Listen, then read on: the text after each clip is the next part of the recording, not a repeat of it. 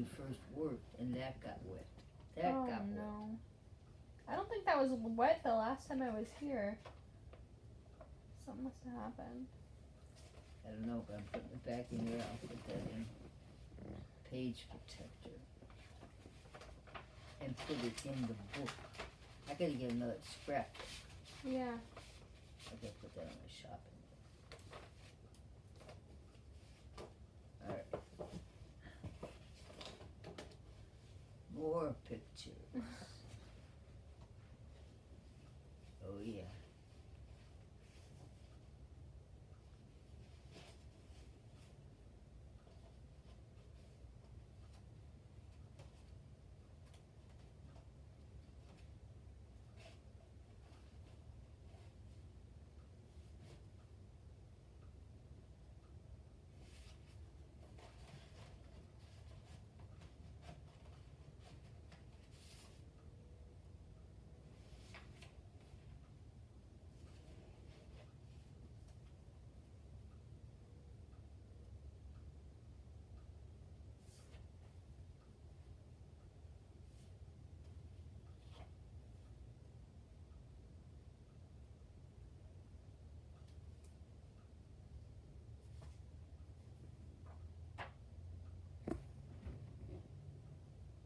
You got it?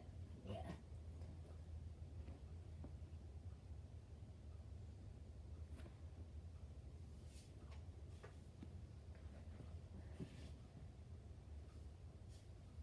See, I got a lot of pictures from, let's say, the last 10 or 20 years. Mm-hmm. But I have, that's why I have to have another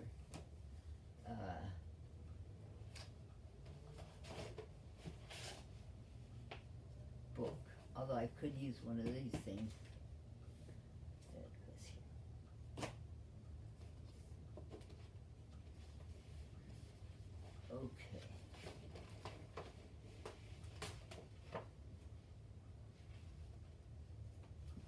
See, like that's for me. Great. School pictures. That's Grandma. I don't know who the man is.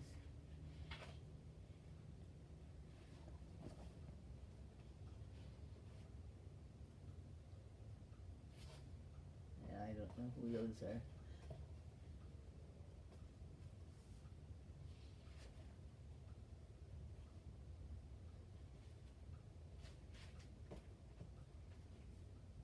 Oh, here's that. Goes back to the 1800s. I think I have, but if this is a duplicate, I could give that to you.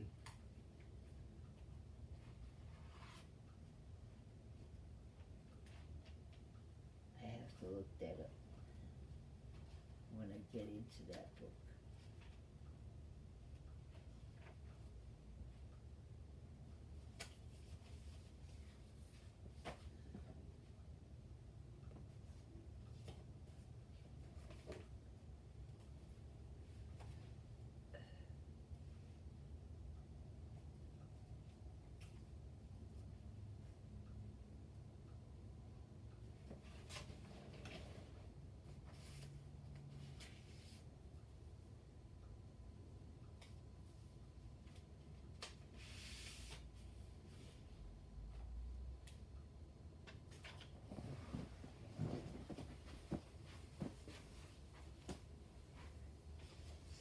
So I think this is from Tommy.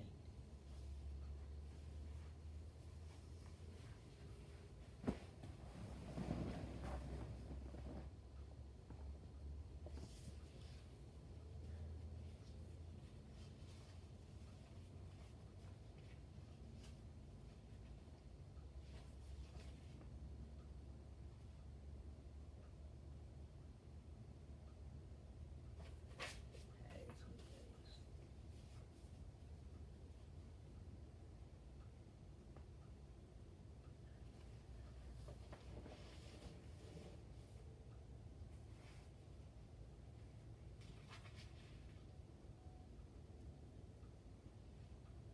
There's my mother's death certificate. Oy, oy, oy. That didn't get wet. Okay. There you go.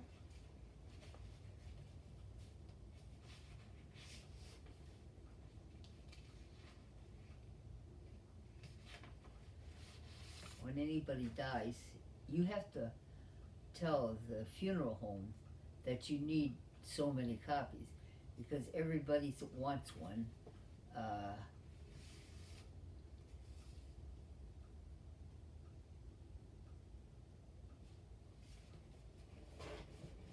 For your insurance is one of them.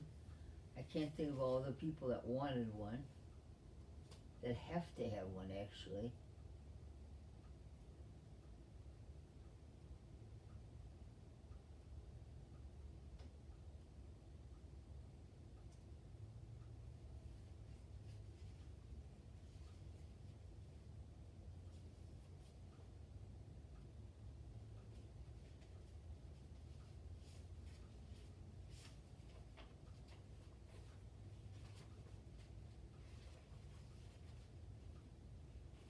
Oh.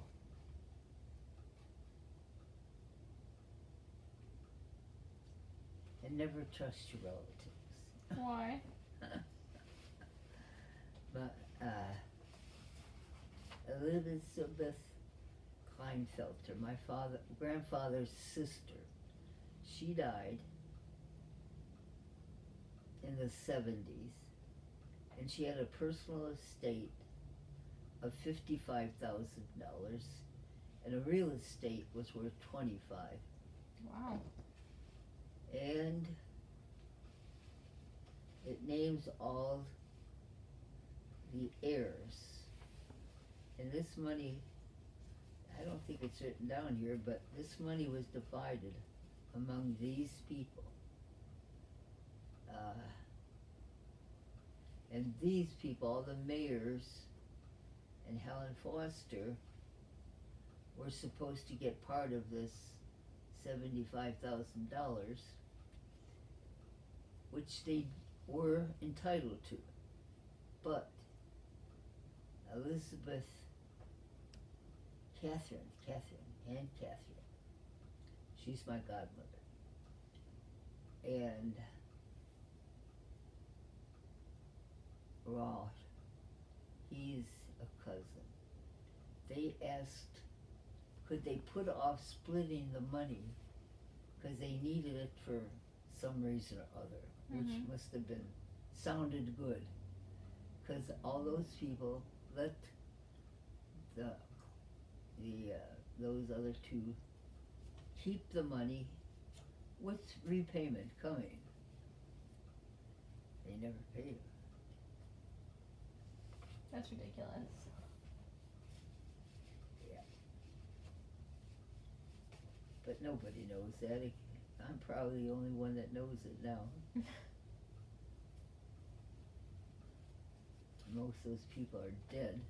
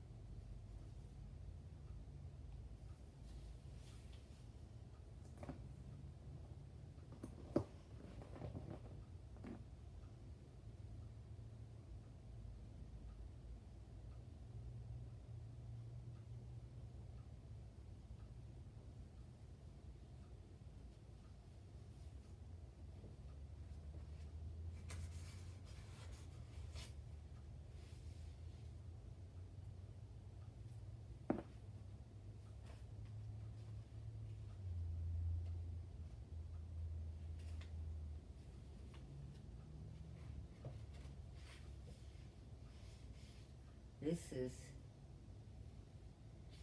Cedar Lake Resort in Kiel, Wisconsin. That's where we stayed first.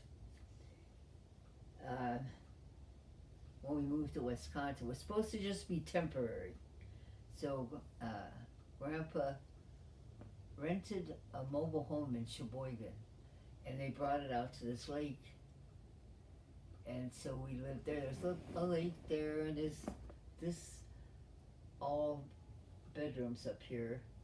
Down here is like a great big circular or oval bar, and over here is a big dance hall where they had square dancing.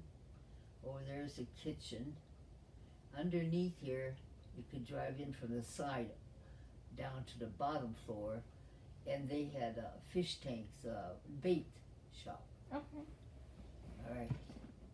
This is on about 7 acres, I think it was around there. In Wisconsin? Yeah. We could have bought that for $35,000. Your dad, Grandpa would not hear it. He's going back to his computers. That could have made you a lot of money. Then we went back. Jerry and Lois, we met Jerry and Lois there. We came around the top. They came around the top. We met in Sheboygan, or in New Holstein. And to see some people that we knew for a long time. Mm-hmm. And so we stopped and saw them. And then we were going to go out to this place, Cedar Lake, and rent a lot to park in. I don't know why we didn't, but it had been sold one time for $60,000. It had doubled its price in a few years.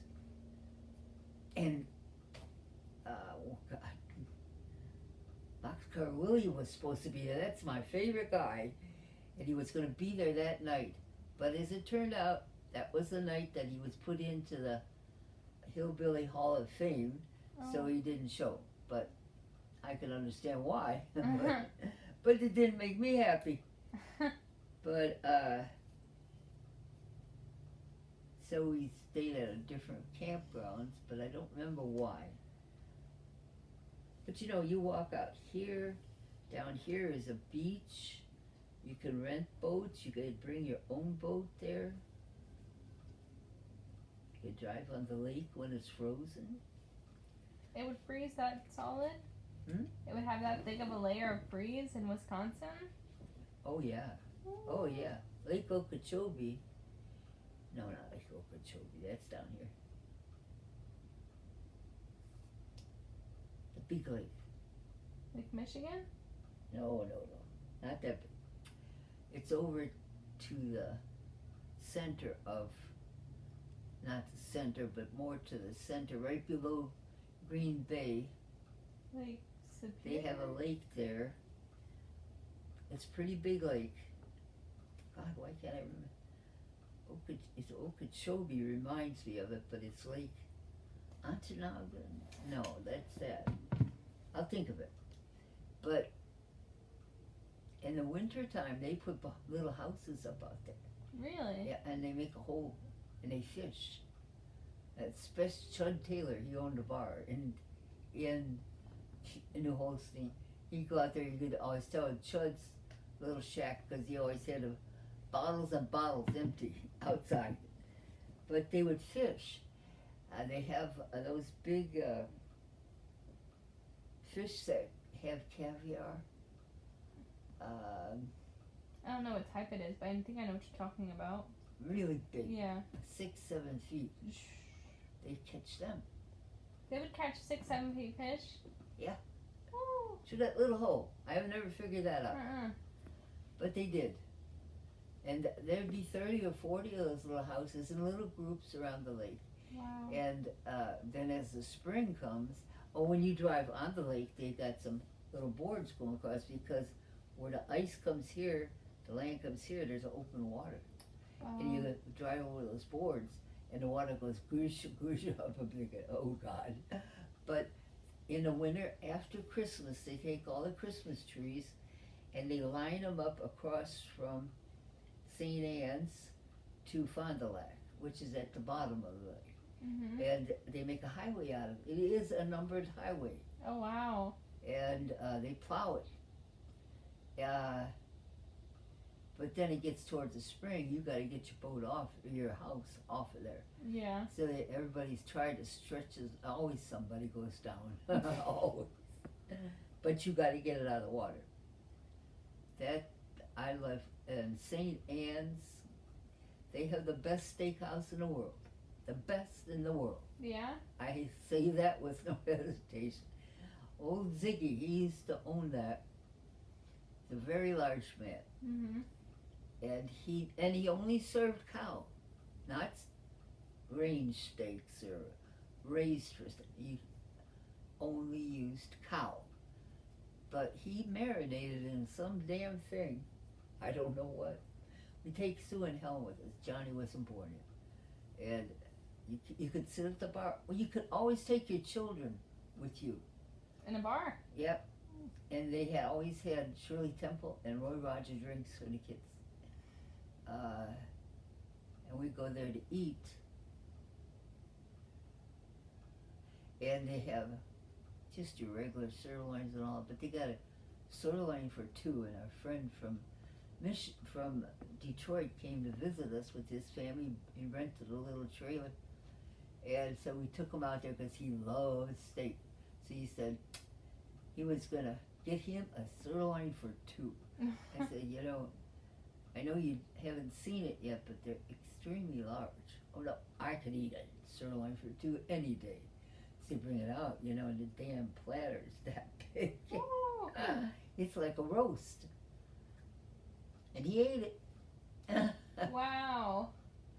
That's the first time I ever had real homegrown potatoes. Not at that restaurant, but we moved from New Holstein out to St. Charles. Mm-hmm. And I got that big garden. Otto and Marie, the old farmers, lived in the other half of this farmhouse. We lived on this side. And she always had a plow come in. Because everybody's got a plow. What do you are? You ain't nothing unless you got a plow.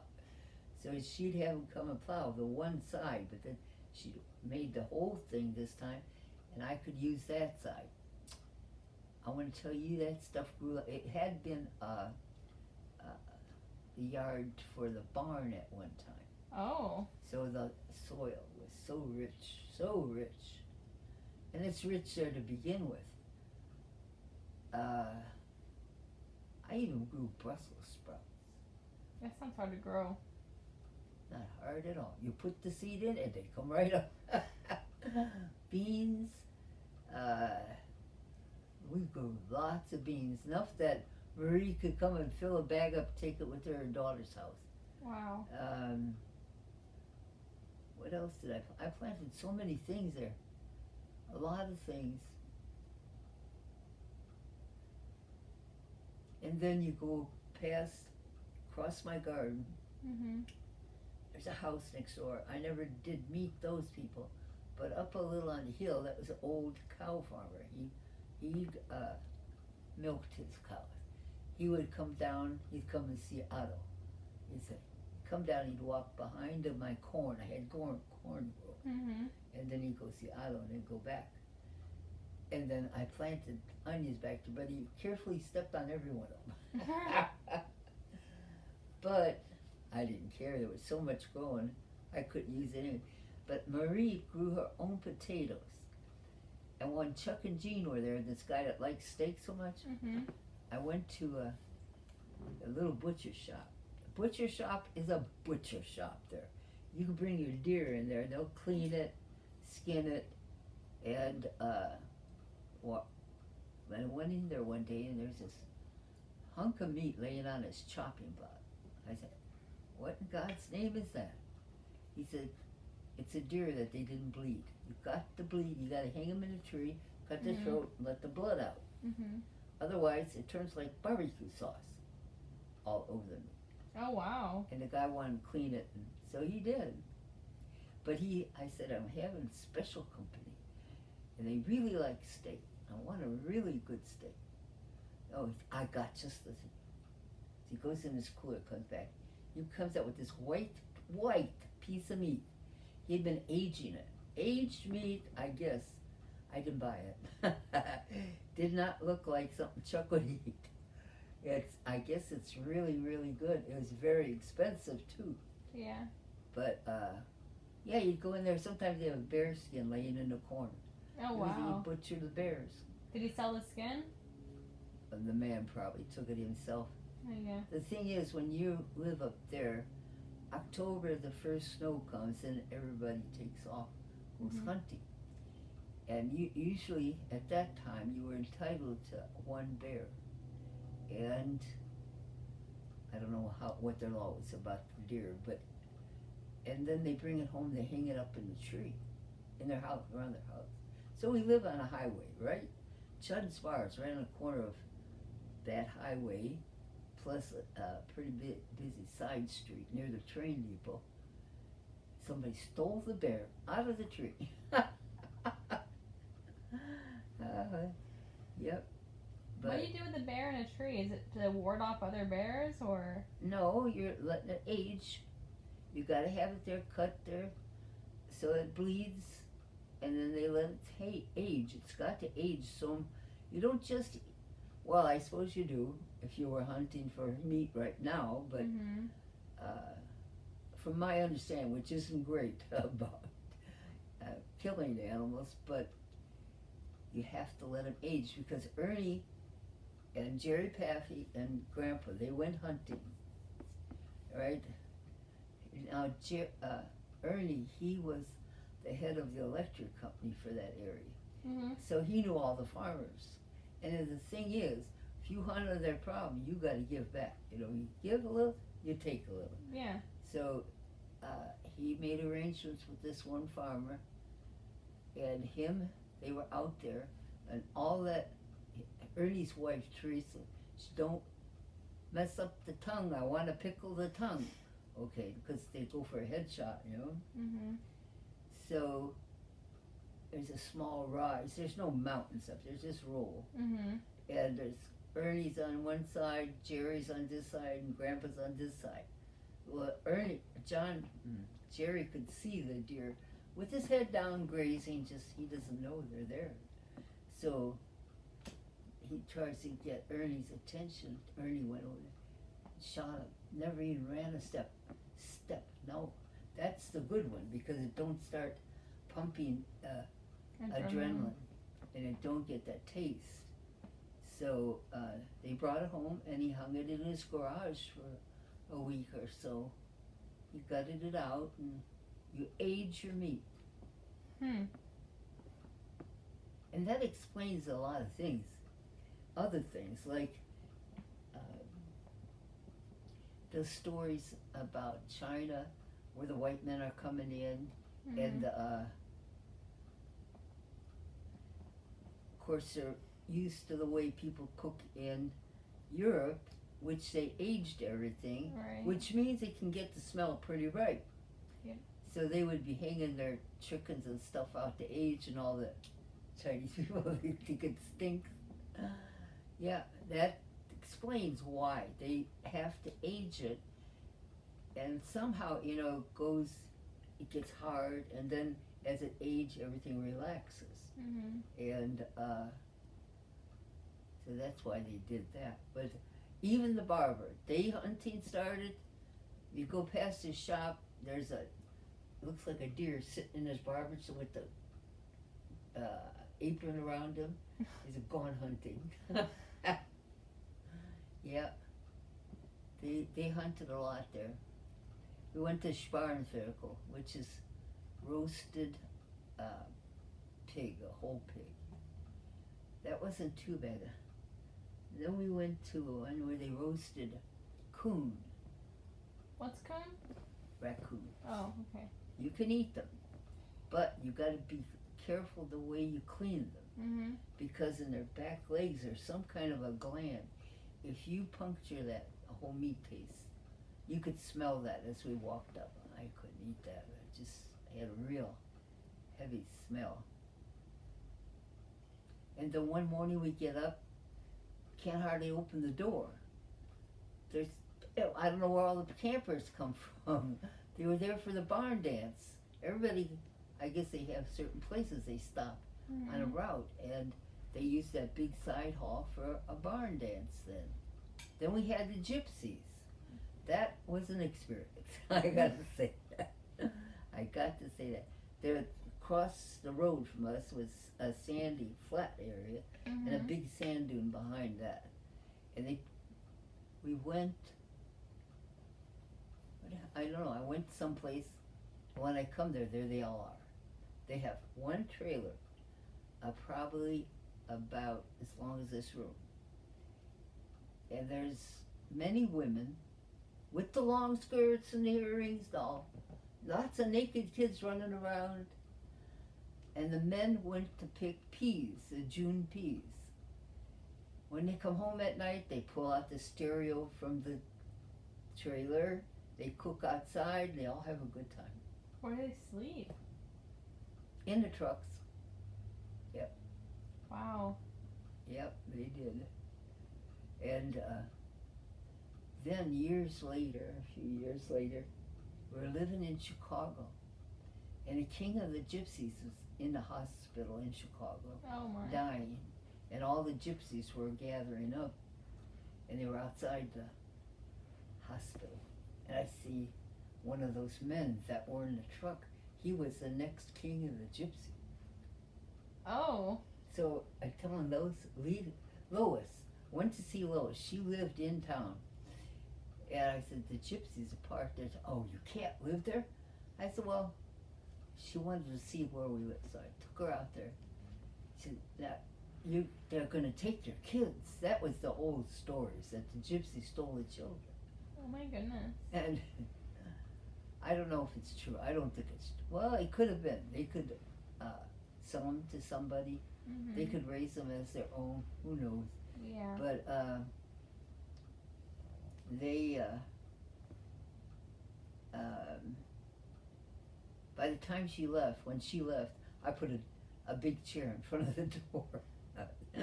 She had me scared out of my wits.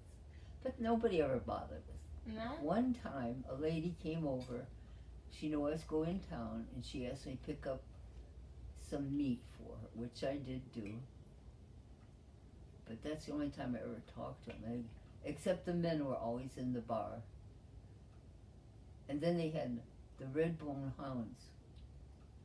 They had a female that had a whole litter of red-bone hounds. And they were always run. That was before the gypsies, or maybe after. But they weren't there. Mm-hmm. And Grandpa always had to wear special shoes.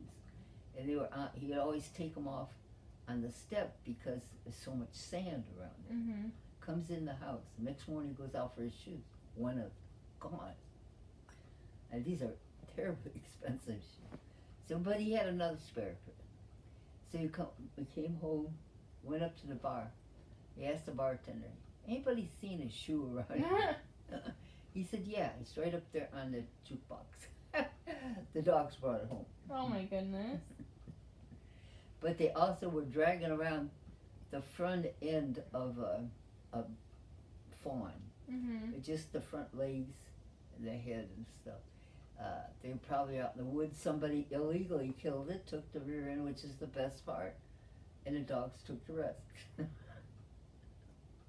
It was fun living there. I learned a lot. The first day I went into town, I didn't know nothing about nothing. We came from Chicago. Your dad, Grandpa put me in that trailer with the girls. We got food with us. I got to unpack and make them at home. And he pulled up. We had a little Volkswagen then. And just one car we had. No, we had two cars. We had that one and the black Studebaker station wagon. Okay. And so I kept the station wagon, he took the Volkswagen, and you go to the little airport in the Holstein, you get in one of those little tiny airplanes, to Milwaukee, catch the big airplane. That's Pop Thompson. Okay, that worked out all right. But now, he said, now, you can go see Lois. You just take this road, and you go here and there, and I'm gonna remember all that. Mm-hmm. So, I got Sue and Helen in the car. They're sitting in the back seat, and there's a red cone on the side of the road. I said, well, that must mean something. I can't see over the crest of the hill, so we better go slow. Slow up. Here is a whole herd of cows. Do you know how big cows are? They are big. They're taller than my car. Oh my goodness. Yeah, they come over, look in the window, and every time they take a step, the milk is squirting Oh my goodness. They're full. They're ready to be milked. So we had to wait for the cows to cross over to the barn. So then we went and got Lois. Yeah, that was a fun time. Learned a lot. But and then they would have corn roasts. They pick a whole gunny sacks full of corn. Mm-hmm. Take them to the canning factory, and they would steam the whole bag at one time. Oh wow. And then we go over to the hunt club, and they would have buckets of butter with paintbrush, paint corn, have corn. I gained 30 pounds the first month I was there. They didn't buy a 6-pack. They bought a pony, a little keg. Oh wow. They never, you sit in Jerry and Lois's garage with the keg of beer and sit and talk to all the neighbors, and Ran out of beer. we run out of beer. And then up the road from Jerry and Lois, maybe a half mile, maybe a quarter mile in there somewhere, was a mink ranch. Mm-hmm. So you had to get used to seeing maybe a white, maybe a pink, maybe blue mink running around. They'd get out of the cage and they'd run around. Blue? Yeah, oh yeah.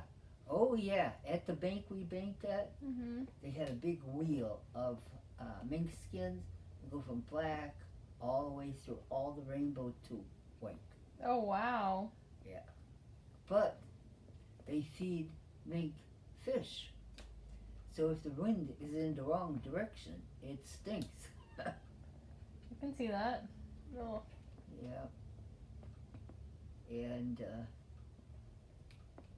yeah. Then when we lived in New Holstein, a little house right on the main road, and they're different kind of people up there. They didn't tell me the house was for sale.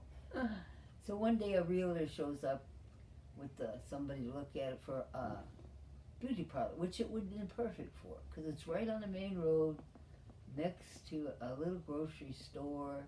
Mm-hmm.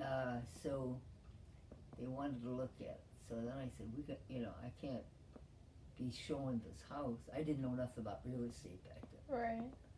So we started looking, and we found that house out in Charlesburg, which was 20 houses, about 2 bars, a Catholic church, a feed mill, and a grocery store. Oh man. That's it.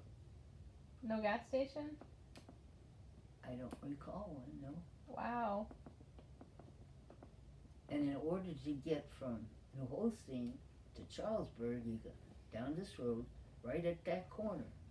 You have to slow down and be careful, because the people that live in that house, they had about 10 kids.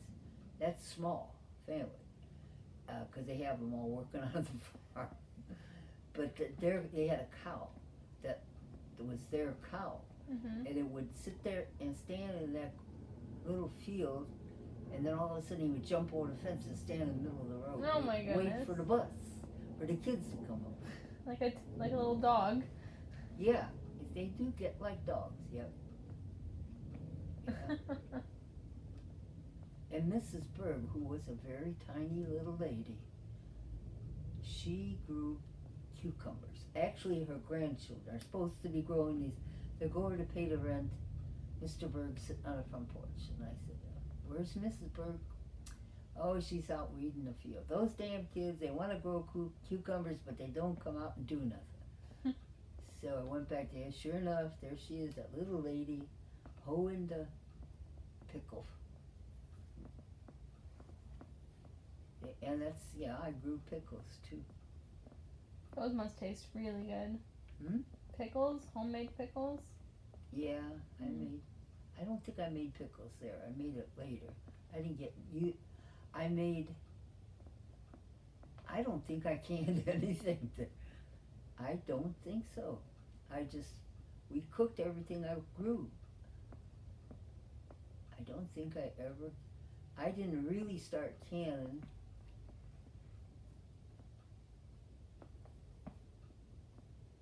I canned it when we lived in Garden City, Michigan, because then I could take Judy and Connie, the kids next door. 13, 10 in there. And they would go with me and pick tomatoes, and I canned those. I made lots of jams and jellies. They helped. There was something for them to do and learn.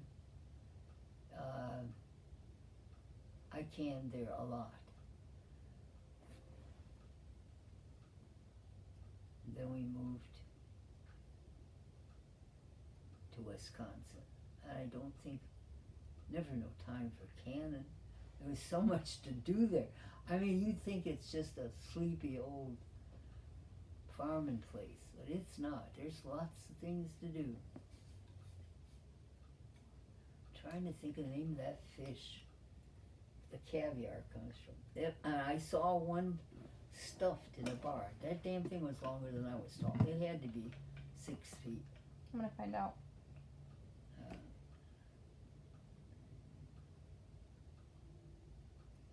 Let's see, let me put this, these have to be put in sleeves. Some of them are in sleeves, okay. Roe? That's the name of the caviar. Roe is the baby fish and the egg. Salmon, steelhead, trout, lumpfish, whitefish, or carp. Go over that list again? Salmon, steelhead, trout, No. lumpfish, No. whitefish, or carp. Not carp, no. Sir, Look up Russian caviar. Russian caviar.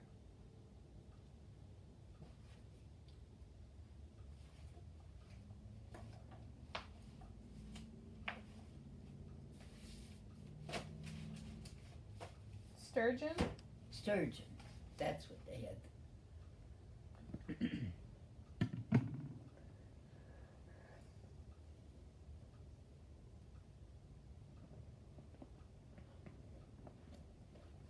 This needs sleeves also. Well, I'm getting down a little bit. Yeah.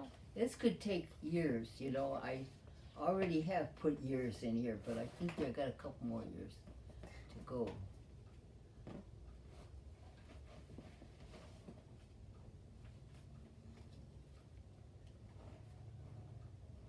Oh boy.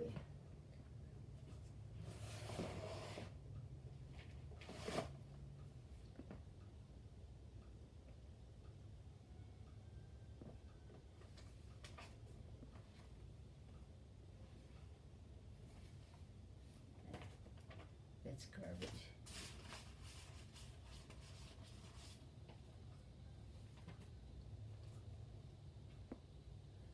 I don't know if I want to get into it. It's getting late, isn't it? It's 12:35. Yeah, not too bad.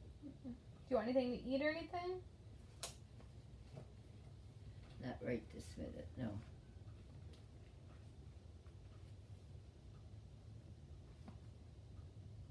Pictures used to. I wonder